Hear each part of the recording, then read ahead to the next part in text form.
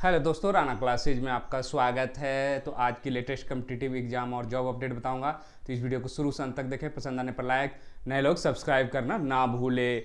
मैं कई दिनों से जो कि आ नहीं रहा था वीडियो, उसका कारण क्या है कि मैं डिजिटल बोर्ड के प्रयास में था और ये प्रयास है जो कि फाइनली सफल हुआ, क्योंकि काफ़ी है जो कि क्योंकि उस शहर में लाना जहाँ पर ये नहीं मिलता, बिक्री नहीं होता, तो काफ़ी कठिनाई होती है। तो ये मेरा पहला डिजिटल क्लास है और जो आपने पूर्व में देखा होगा वो दूसरे के डिजिटल क्लासेज पर थे।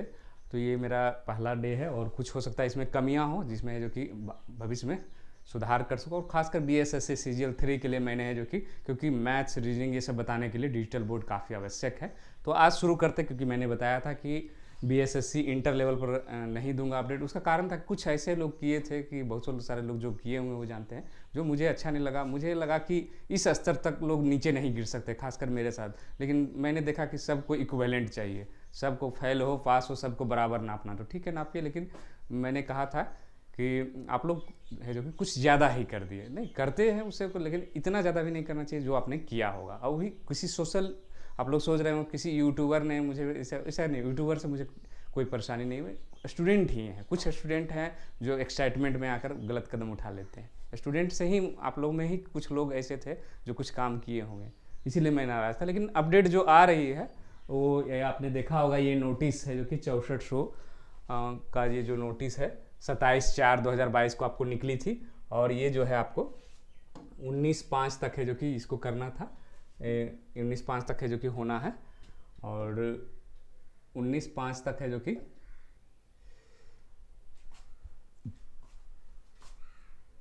ये देख रहे हैं आप, 28/4 से आपकी शुरू हुई थी और है जो कि 19/5 तक है जो कि आपको होना है। यहाँ पर आप देख रहे हैं 19/5 तक होगी। और बहुत सारे लोग जो हैं इसमें सोच रहे थे कि सेकंड काउंसलिंग नहीं, ऐसा कुछ भी नहीं होने वाला। जब भी कोई काउंसलिंग होती है तो उसके जनरली क्या होता है कि नोटिस सामान्य प्रशासन विभाग में दे दिया कि ये काउंसलिंग कार्य के लिए जा रहे हैं, इसीलिए काउंसलिंग का कोई चक्कर नहीं है। वो 19/5 के बाद ही कि आपकी रिजल्ट आएगी।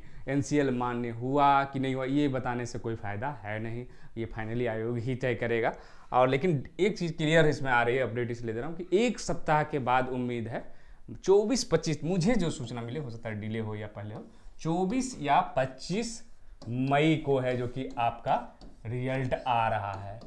और BSSC inter level merit result आ रहा है। ये सेकंड काउंसलिंग लिस्ट नहीं आ रही है, ना कोई रिजल्ट आ रहा है। ये 24 या 25 मई, हो सकता है आगे पीछे 2 दिन 4 दिन हो, लेकिन इसी के आसपास उम्मीद है। 19 से पहले तो कोई सवाल ही नहीं, 19 के बाद है जो कि 24-25 तक जा सकता है, ऐसा मुझे जो सूचना मिली है उसके अनुसार आपको इतना वेट करना पड़ेगा। ये नहीं कि 20 तारीख को रिजल्ट आ जाएगा, तो ऐसा भी नहीं है, हो सकता है। लेकिन 24-25 मई तक या 28, बहुत सारे लोग 28 कर, लेकिन मुझे जो सूचना है वो 24-25 मई तक। बहुत सारे लोग इसमें पूछ रहे हैं कि मेरा डॉक्यूमेंट मान हुआ कि नहीं हुआ। ये है जो कि फाइनली जब जांच हो रही है उसके बाद ही पता चलेगा। अगर कोई अभी बता रहा है कि आप छट गए, 9,000 आए, 5,000 आए, 11,000 रिजल्ट आ रहा, 12,000, ये सब है जो कोरी अब्बा। अभी जब जांच ही पूरी नहीं हुई, जब रिजल्ट ही तैयार ना, तो ये सिर्फ एक अनुमान होगा कि इतना हो रहा है। तो ये चीज़ तो क्लियर हो गई कि आपकी 24 और 25 मई को रिजल्ट आ रहा है। तो बहुत सारे लोग घबराए हुए, अब क्या आपको इंतज़ार करना पड़ेगा और कुछ नहीं। उसके बाद आते हैं दूसरी खबरों पर। BSSC इंटर लेवल के अगर बात करें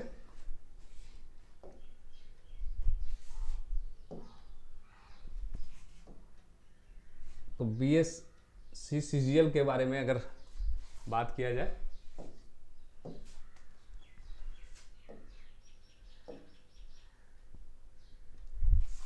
तो BSSC CGL के बारे में आज जो अखबारों में भी दिया हुआ है उसको मैं दिखाने का प्रयास कर रहा हूँ।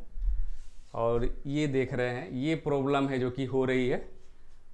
तो सर्वर में गड़बड़ी से 1.5 लाख छात्रों के प्रमाण पत्र है जो कि अटके।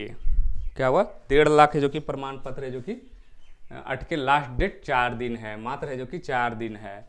तो ये आप देख रहे हैं, बिहार राज्य कर्मचारी चयन आयोग के परीक्षा के लाखों आवेदकों के NIC के सर्वर में गड़बड़ी से क्या हो गया, कोहराम मच गया। दरअसल आयोग ने 2187 पदों के लिए है जो कि ये फॉर्म है जो कि लिया जा रहा है। और इसको भी मैं बड़ा कर देता हूँ। तो ले रहा है आवासीय जाति आय एवं ऐसे प्रमाण पत्र की जरूरत है, लेकिन ये डिमांड के हिसाब से नहीं। शुरू में क्या अफवाह उड़ा था कि ये अभी जो बन रही है, वो जो फॉर्म निकली थी उसके बाद जो डॉक्यूमेंट्स बन रहे हैं उसका मान्यता नहीं हो गई। तो ऐसे अफवाहें भी शुरू हो गई थी शुरुआत, मुझे कई कॉल्स आए थे। तो ये आप देख रहे होंगे अभी जो बनाएंगे वो भी मान्य होगा। और एनआईसी की तकनीकी की वजह से पटना सदर अंचल में 40,000 आवेदन, कितने हैं तो 40,000 आवेदन है जो कि इसमें जो कि पेंडिंग है। कितने हैं 40,000 है जो कि आवेदन पेंडिंग है। और ये सिर्फ पटना सदर का आवेदकों का एक ही सवाल, आखिर बिना प्रमाण पत्र के फॉर्म कैसे भरे। जहां तहां परेशान आवेदक लगातार हंगामा कर रहे, काउंटर पर खड़े तो होते किंतु ज्यादातर वापस लौट जाते। पूर्णिया जिले के प्रभारी डीएम ने रोजाना 1500 से अधिक आवेदन है और 74, मतलब ये जो परेशानी हो रही है, क्या ये तो लोग क्या चाहते हैं कि डेट बढ़े। तो डेट है जो कि फाइनली है जो कि आयोग की मर्जी पर निर्भर है। अगर इन सब परेशानियों को अगर मान्य करता है तो निश्चित रूप से जो कि ये डेट बढ़ेगी, लेकिन देखना हो ये आयोग के अधिकार पर है कि डेट बढ़ाए कि नहीं। यहाँ भी खगड़िया के डीएम बोल रहे हैं कि, और यहाँ पर आपको दिया भी हुआ है कि 14 अप्रैल से जो कि ये आवेदन है जो कि लिया जा रहा है। सचिवालय सहायक के 1360, योजना सहायक के 125, मलेरिया निरीक्षक के जो कि 74, data entry operator grade C के 2।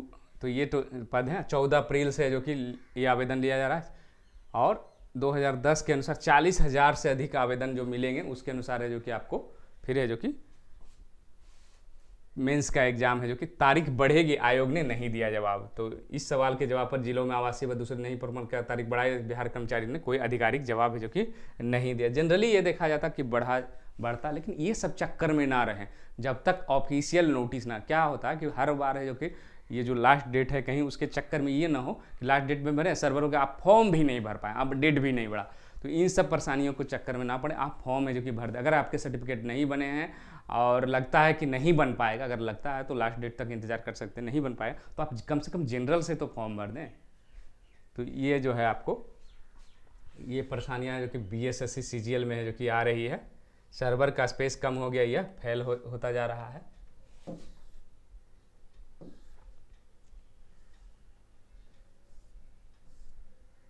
उसके बाद आते हैं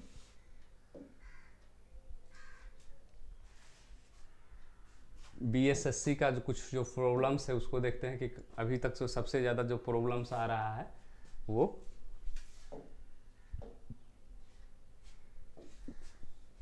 फॉर्म भरने में ही आ रहा है। खासकर है जो कि ब्लू बैकग्राउंड बैग और ये सब जो है आपको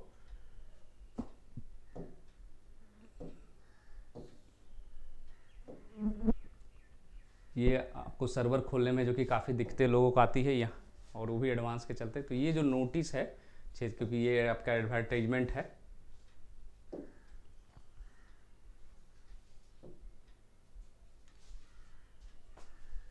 तो ये आप देख सकते हैं। ये जो नोटिस है आपका जो आया था, इसमें जो वाइट बैकग्राउंड का जो है उसमें सबसे ज़्यादा जो प्रॉब्लम आ रहा है वो वाइट बैकग्राउंड का है।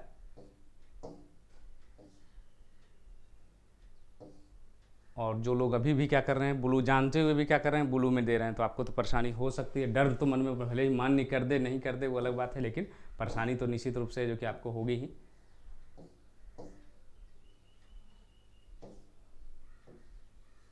आवेदन भरने के लिए ये जो पोर्शन है यहाँ पर आप देख सकते हैं। ऑनलाइन आवेदन में उच्च साफ है जो कि गुणवत्ता वाले फोटोग्राफ है जो कि करना है। यहाँ पर आपको नहीं लिखा हुआ है, यहाँ पर जो बैकग्राउंड है उसका चर्चा नहीं है। हाँ यहाँ पर है, सॉरी, सफ़ेद होनी चाहिए। तो सफ़ेद जिन्होंने नहीं दिया वो बहुत टेंशन में है। टेंशन लेने की ज़रूरत नहीं है, लेकिन आपको विज्ञापन के अनुसार है जो कि फॉर्म भरना चाहिए। सर्टिफिकेट है जो कि बहुत सारे लोगों को अभी भी समझ में नहीं आता है कि एमबीसी क्या है, एमबीसी, ईबीसी, BC1 क्या एक ही है। तो ये एक ही है, एमबीसी हो ईबीसी हो। कितने तो ये समझ के लगा उनको कि एमबीसी में ही होगा और थे BC, तो अभी भी गलत फॉर्म भराए हैं। तो बड़ा आश्चर्य है कि लोग है जो कि जानकारी नहीं लेते हैं फ़ोन। और साइबर कैफ़े वाले तो बहुत सारे फ़ोन आ रहे हैं। साइबर कैफ़े वाले ने NCL का नंबर डालना था, वहाँ जाति नंबर डाल दिया।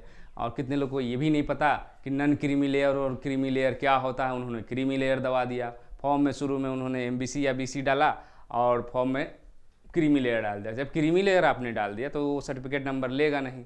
तो बहुत सारे ऐसे भी छात्र हैं। तो ये सब परेशानियाँ जो कि हुई है और ये होती रहेगी, क्योंकि क्या होता है कि लोग बिना जानकारी के लोग हैं जो कि फॉर्म भर देते हैं और साइबर कैफ़े के भरोसे या सोचते हैं कि फॉर्म ही भरना ना, बाद में जब परेशानियां होगी तब आपको पता चलेगा कि कितनी बड़ी है जो कि परेशानी में आप फंस चुके हैं। क्योंकि कई बार क्या होता है कि आपको 1 साल नहीं 1.5 साल 2 साल भी समय लग जाती है, उस समय तक होता है क्या है कि तैयारी हो जाती है।